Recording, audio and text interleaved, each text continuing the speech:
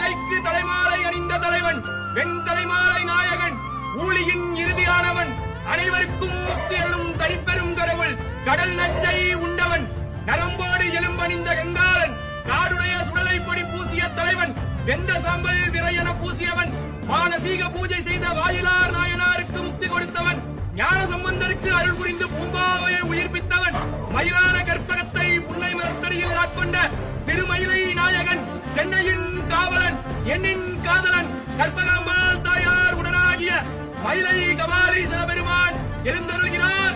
வருகிறார், வருகிறார், வருகிறார். அதே மாதிரி இங்க கபாலி சாமி இருக்கு. கருணையே கபாலி, கைதொழுவார் கவலையை களைவார் கபாலி, கைதொழுவாருக்கு கற்பகமா கருணை காட்டுவார் கபாலி. அப்பேற்பட்டவர் இந்த கபாலி சாமி.